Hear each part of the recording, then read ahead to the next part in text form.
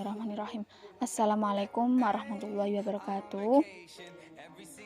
Perkenalkan, kami dari kelompok 4 dengan judul Makalah Konsepsi Islam dalam Pembinaan Lingkungan Hidup. Di sini saya selaku moderator ingin memperkenalkan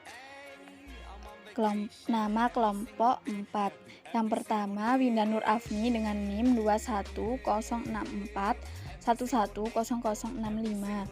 Yang kedua ada Ernawati dengan NIM 21064110081. Yang ketiga ada Ainun Nuril Amelia dengan NIM 21064110084. Yang keempat ada Saskia Asazanuba dengan NIM 21064110085. Yang kelima ada Rizko Mufida dengan NIM 21064110088.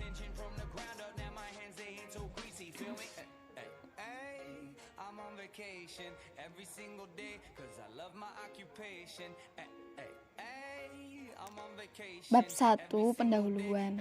Yang pertama adalah latar belakang masalah. Islam adalah agama yang sempurna dan menyempurnakan semua sistem yang lain. Islam mengatur semua isi kehidupan manusia. Islam adalah sistem hidup yang diturunkan oleh Allah yang Maha Mengetahui dan Maha Bijaksana. Aturan Islam haruslah mencakup semua sisi yang dibutuhkan oleh manusia dan kehidupannya, tetapi juga mencakup alam dan lingkungan hidup. M. Imaduddin Abdurrahim mengatakan bahwa memahami alam adalah bagian yang tidak terpisahkan agar terjadi keseimbangan dan keharmonisan antara manusia dengan alam tetap terjamin. Selain itu, M. Imaduddin Abdurrahim melukiskan bahwa kelestarian dan keharmonisan alam jagat raya ini telah dijamin oleh Allah Subhanahu wa Ta'ala. Selanjutnya, Allah akan memberikan tantangan bagi manusia agar meneliti.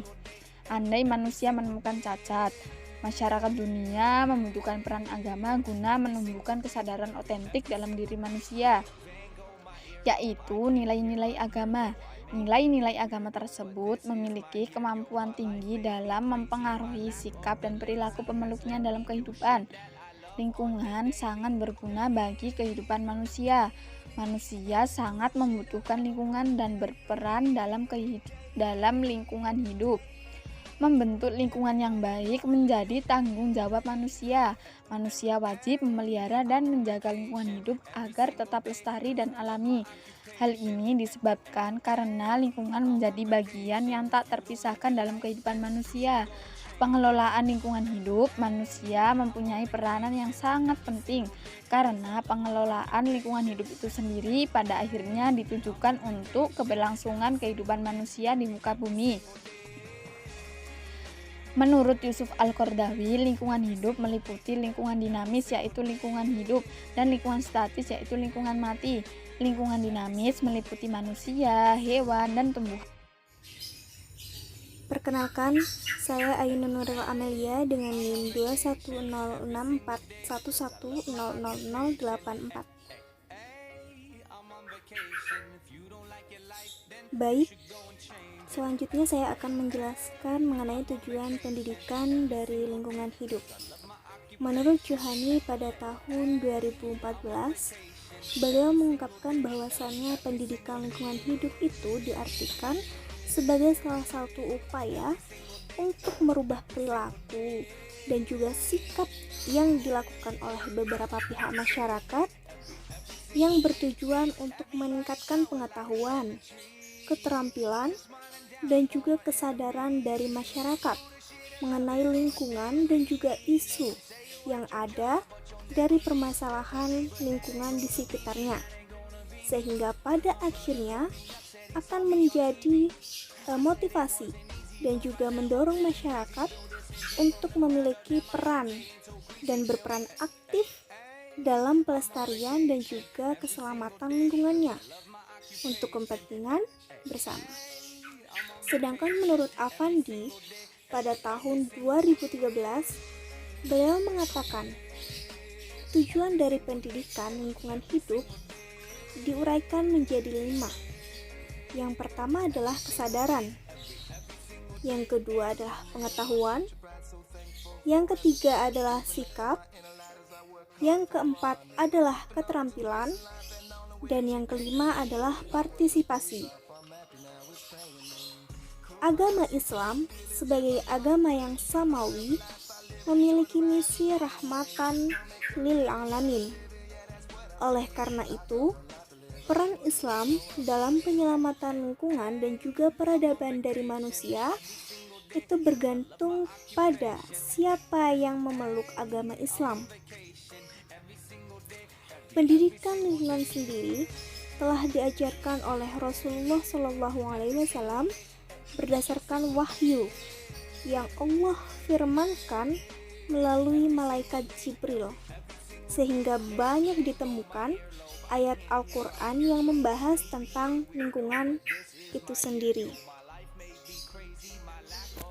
Islam sendiri telah meletakkan 5 dasar, yaitu kuliyatul khams dan orientasi syariah yang dalam bahasa Asy-Syatibi maqasid asy-syariah, yakni hifz akal atau pemeliharaan terhadap akal, menjaga harmonisasi jiwa, menjaga semangat dalam beragama, menjaga eksistensi harta dan juga ekonomi, dan menjaga kemurnian dari keturunan dan juga menjaga harga diri kita.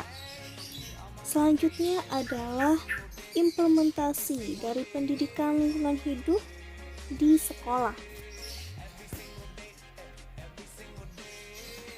Pendidikan lingkungan hidup itu dapat diimplementasikan pada setiap jenjang satuan pelajaran, baik tingkat TK hingga ke perguruan tinggi.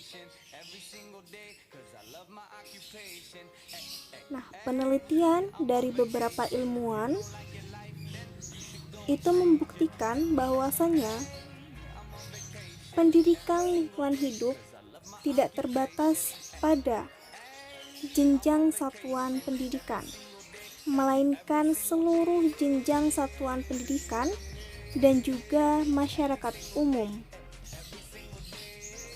Pada kurikulum tahun 2006 atau KTSP, pendidikan lingkungan hidup selain terintegrasi ke mata pelajaran yang lain, juga diberikan peluang menjadi suatu mata pelajaran yang menyendiri atau yang dikhususkan melalui mata pelajaran muatan lokal. Selain itu, dikembangkan sebuah sekolah peduli dan juga berbudaya lingkungan yang juga dikenal sebagai program Adiwiyata. Program ini berjalan sampai saat ini. Sampai tahun 2011, yang ikut berpartisipasi dalam program Adiwiyata atau Sekolah Adiwiyata itu mencapai 1.351 sekolah dari 415 sekolah yang meliputi seluruh jenjang pendidikan se-Indonesia, yang meningkat dari tahun ke tahun.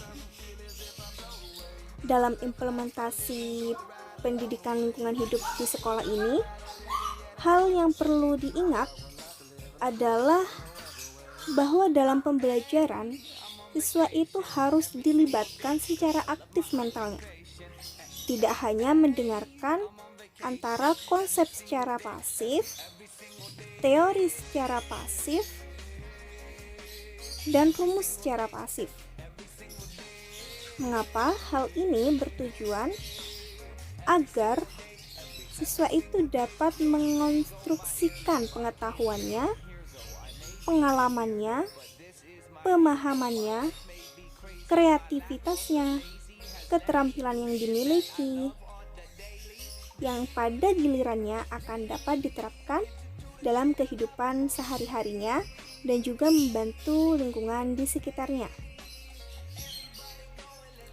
Menurut penelitian dari Holis dan juga Karimah, pada tahun 2017 di Madrasah Tegalasri, Wingi, Blitar itu melaporkan bahwasannya strategi pembelajaran yang menggabungkan antara teori dengan praktik itu akan berdampak pada perubahan cara berpikir bagi siswa, bersikap dan juga berperilaku semua unsur sekolah, baik internal, yaitu pemimpin sekolah, dewan guru, murid dan juga penjaga sekolah, maupun eksternal, yaitu komite sekolah, pengayuban kelas, dan dunia usaha terkait atau masyarakat umum yang lain. Perkenalkan, nama saya Rizka Mufidah dengan NIM 2106411000088. Di sini saya akan membahas bab 2.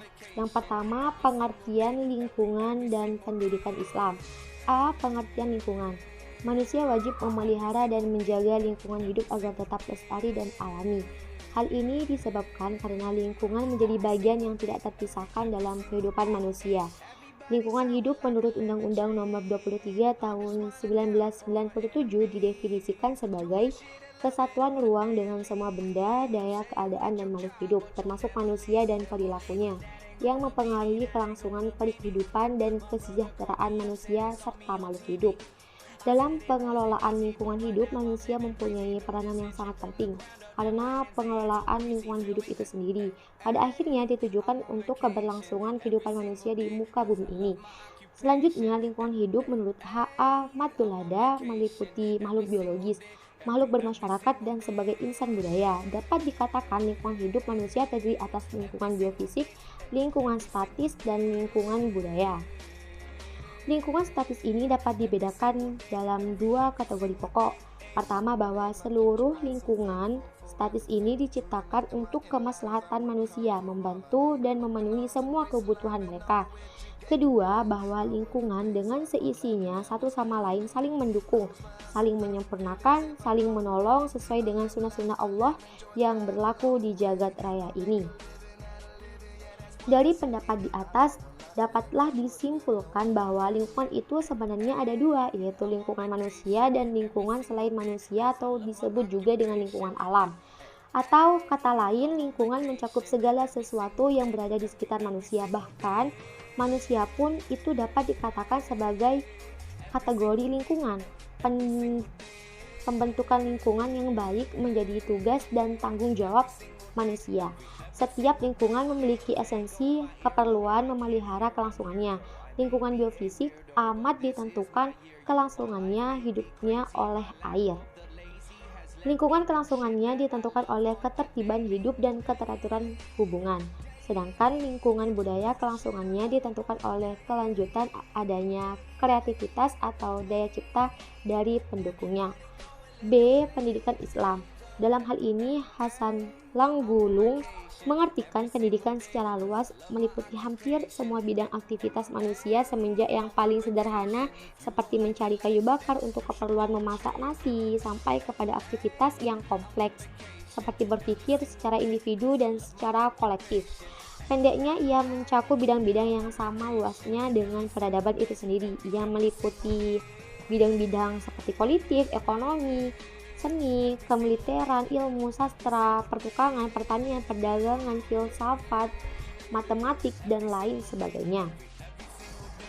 Pada pengertian lain, pendidikan diartikan sebagai usaha sadar mengarahkan perkembangan manusia yang bertujuan untuk mendewasakan manusia, agar mereka mampu menolong dirinya sendiri. Dari pengertian ini, dapat disimpulkan bahwa manusia memerlukan pendidikan untuk kelangsungan hidupnya.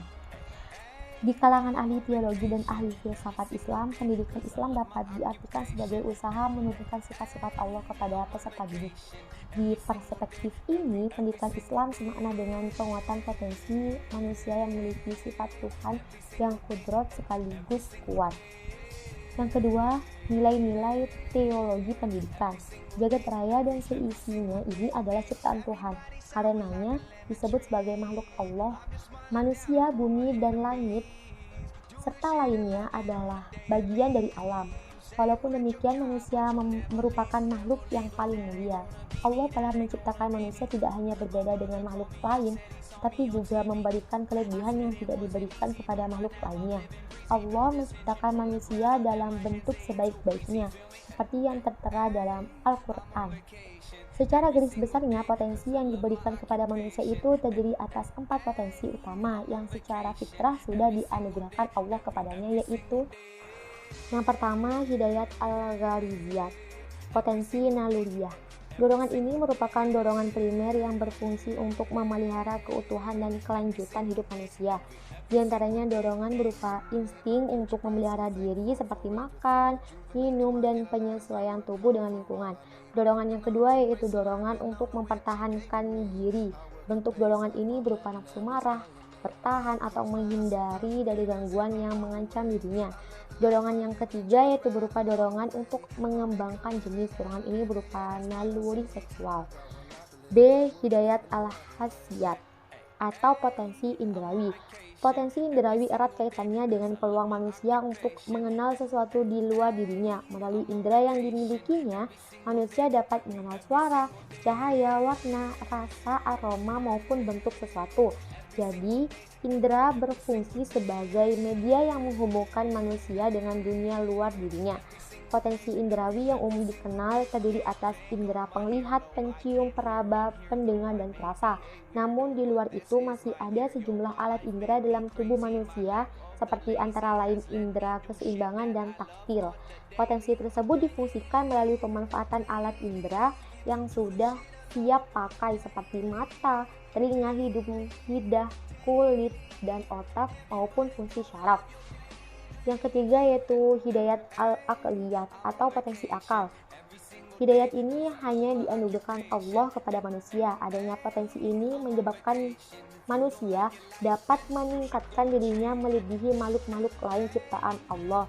Potensi akal kemampuan kepada manusia untuk memahami simbol-simbol, hal-hal yang abstrak, menganalisa, membandingkan maupun membuat kesimpulan, dan akhirnya memiliki atau memilih memisahkan antara yang benar dan yang salah. Kemampuan akal mendorong manusia berkreasi dan berinovasi dalam menciptakan kebudayaan serta peradaban. Yang nomor 4 yaitu hidayat al-diniyat atau potensi keagamaan. Pada diri manusia sudah ada potensi keagamaan, yaitu berupa dorongan untuk mengabdi kepada sesuatu yang dianggapnya memiliki kekuasaan yang lebih tinggi. Dalam pandangan antropolog, dorongan ini dimanifestasikan dalam bentuk percaya kepada kekuasaan supernatural. Secara ekologis, pelestarian lingkungan merupakan keniscayaan yang tidak dapat ditawar oleh siapapun dan kapanpun. Oleh karena itu, pelestarian lingkungan tidak boleh dilakukan oleh manusia. Sedangkan secara spiritual fikih Islamiyah, Allah memiliki kepedulian ekologis yang paripurna. Paling tidak dua pendekatan ini memberikan keseimbangan pola pikir bahwa lingkungan yang baik berupa sumber daya alam yang melimpah yang diberikan Allah kepada manusia yang tidak akan lestari dan pulih apabila tidak ada campur tangan dari manusia tersebut. Dan masih segar sekali dalam ingatan kita, pada tanggal 2 September 2009 terjadi gempa yang mengguncang Tasikmalaya, Jawa Barat yang konon mencapai skala 7,6 skala Richter.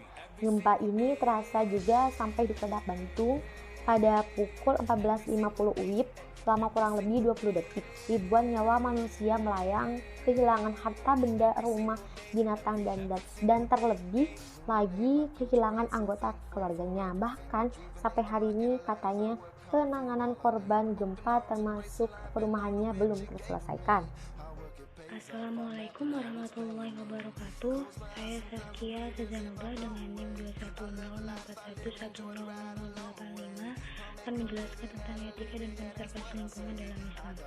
Bagian A, etika lingkungan menurut Islam. Dalam pandangan Islam, manusia dan lingkungan memiliki hubungan atau relasi yang sangat erat. Konsep ekologi telah dikembangkan sebagai suatu disiplin ilmu yang mempelajari tentang makhluk hidup serta interaksi berbagai komponen di dalamnya. Pada hakikatnya, alam dan seluruh isinya mempunyai fungsi dan manfaat dalam kehidupan dunia seperti yang ditegaskan oleh Allah dalam surah Ar-Rahman ayat 10. Dan Dia telah menghamparkan bumi untuk semua makhluknya. Maka Allah menciptakan makhluk hidup yang terdiri dari manusia, binatang, dan tumbuhan sebagai serangkaian ekologi dan membentuk suatu ekosistem yang saling mempengaruhi untuk keberlangsungan hidupnya. Konsep penciptaan alam semesta lainnya dijelaskan juga dalam Quran Surah Al-Imran ayat 190-191, Quran Surah Al-Luqman ayat 20, dan Al-Qasas ayat 77, dan masih banyak lagi ayat lainnya. Allah Subhanahu wa Ta'ala menciptakan alam ini termasuk di dalamnya manusia dan lingkungan dalam lingkungan keseimbangan dan keserasian sebagai suatu mahakarya yang tanpa celah. Hal ini ditegaskan dalam Quran Surah Al-Mulk ayat 3-4. Dialah Allah yang menciptakan 7 langit berlapis-lapis. Tidak akan kamu lihat sesuatu yang seimbang, yang tidak seimbang pada ciptaan Tuhan yang Maha Pengasih. Maka lihatlah sekali lagi, adakah kamu lihat sesuatu yang cacat? Kemudian ulangilah pandanganmu sekali lagi dan sekali lagi. Niscaya pandanganmu akan kembali kepadamu tanpa menemukan cacat, dan ia pandanganmu dalam keadaan letih. Selanjutnya dalam Quran Surah Ar-Rahman ayat 7 dikatakan bahwa dan langit telah ditinggikannya dan Dia telah menciptakan keseimbangan. Keseimbangan dan keserasian ini harus dijaga agar tidak mengalami kerusakan gangguan terhadap salah satu komponen lingkungan akan mengubah keseimbangan sehingga dapat mempengaruhi komponen lingkungan yang lain. Etika lingkungan mengandung konsekuensi komitmen manusia terhadap kelangsungan daya dukung lingkungan, baik untuk generasi manusia sekarang maupun untuk generasi yang akan datang. Lingkungan hidup bukan semata milik generasi saat ini, namun merupakan titipan generasi yang akan datang. Dalam sejarah perkembangan pemikiran di bidang etika lingkungan terhadap beberapa teori etika lingkungan yang dapat mempengaruhi pola perilaku manusia dalam berinteraksi dengan alam. Adapun teorinya yaitu satu, teori antroposentrisme, memandang manusia sebagai pusat dari sistem alam semesta. Manusia dan kepentingannya dianggap yang paling menentukan dalam tatanan ekosistem dan dalam kebijakan yang diambil dalam kaitannya dengan alam, baik secara langsung maupun tidak langsung. Yang kedua yaitu teori biosentrisme, memandang setiap kehidupan dan makhluk hidup mempunyai nilai dan berharga pada dirinya sendiri, langsung maupun tidak langsung. Yang kedua yaitu teori biosentrisme, memandang setiap kehidupan dan makhluk hidup mempunyai nilai dan berharga pada dirinya sendiri. Tidak hanya manusia yang mempunyai nilai, alam juga mempunyai nilai pada dirinya sendiri lepas dari kepentingan manusia. Sebagai konsekuensinya, alam semesta adalah sebagai komunitas moral, baik pada manusia maupun pada makhluk hidup lainnya. Yang ketiga yaitu teori ekosentrisme, memandang makhluk hidup atau biotik dan makhluk tak hidup atau abiotik lainnya saling berkaitan satu dengan yang lain. Etika diperluas untuk mencakup komunitas ekologis seluruhnya, baik yang hidup maupun tak hidup.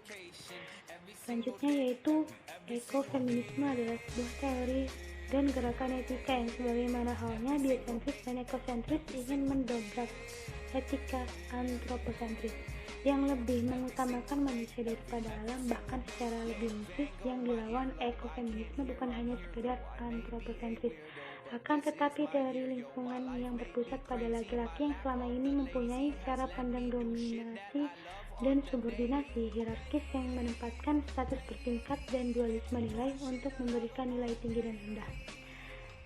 Bagian B adalah konservasi lingkungan dalam pandangan Islam. Menurut Juwita, upaya untuk mengatasi krisis lingkungan hidup yang kini sedang melanda dunia bukanlah melulu persoalan teknis, ekonomis, politik, dan sosial budaya semata, melainkan diperlukan upaya penyelesaian dari berbagai perspektif, termasuk salah satunya adalah perspektif fikih. Fikih lingkungan adalah ketentuan-ketentuan Islam yang bersumber dari dalil-dalil yang terperinci tentang perilaku manusia terhadap lingkungan hidupnya dalam rangka mewujudkan kemaslahatan dan menjauhkan kerusakan. Sukarni dalam bukunya Fikih Lingkungan Hidup mengemukakan dua konsep dasar fikih lingkungan, yaitu konsep riayah al-bi'ah sebagai konsep integral ajaran Islam. Konsep ini bila dibawa ke dalam fikih akan bermakna bahwa setiap bertujuan untuk menjaga dan memperbaiki lingkungan hidup menjadi dari menjadi bagian dari kewajiban yang harus dilaksanakan menurut ajaran Islam. Sebaliknya, setiap tindakan destruktif terhadap lingkungan hidup berarti penistaan terhadap ajaran agama Islam itu sendiri. Konsep kewajiban kolektif atau fardu kifayah dalam menjaga dan memperbaiki lingkungan hidup. Sebagai implikasinya, penanganan problem lingkungan hidup mengharuskan ijtihad dan mujahadah semua pihak, terutama ulama, pemerintah, dan masyarakat. Kewajiban-kewajiban ekologis meliputi semua komponen, mulai dari kewajiban menjaga keseimbangan ekosistem, kewajiban pemanfaatan sumber daya alam, dan lingkungan secara lestari. Keseimbangan ekosistem adalah kondisi dinamis suatu ekosistem yang didukung oleh fungsi ekologis yang masing-masing komponennya secara wajar berfungsi memiliki daya dukung lingkungannya yang optimal. Keseimbangan ekosistem dalam arti luas meliputi yang masing-masing komponennya secara wajar berfungsi memiliki daya dukung lingkungannya yang optimal. Keseimbangan ekosistem dalam arti luas meliputi segala gerak dinamika kehidupan baik dalam dunia fisik maupun sosial. Agama memang memberikan penekanan pada etika dan rasa tanggung jawab terhadap alam. Oleh karena itu, agama menawarkan kepada manusia agar memberi perhatian terhadap alam dan lingkungan dengan komitmen bahwa alam memiliki dan berada dalam satu tatanan luas. Terima kasih. Sekian dari saya. Wassalamualaikum warahmatullahi wabarakatuh. Bab yang ketiga adalah penutup, yang berisi tentang kesimpulan dan saran. Kesimpulan pada materi kali ini adalah A. Kesalahan manusia yang tak termaafkan adalah karena terlalu mengandalkan konsep produk pemikiran manusia untuk mengatasi segala permasalahan kehidupannya. Yang kedua, mencari penyelesaian dengan menggunakan manual peran agama guna menumbuhkan kesadaran otentik dalam diri manusia, yaitu nilai-nilai agama. Yang ketiga, kegagalan akan menyeret dunia ke dalam jurang penderitaan. Salah satu di antaranya adalah dalam masalah penanganan lingkungan hidup manusia itu sendiri.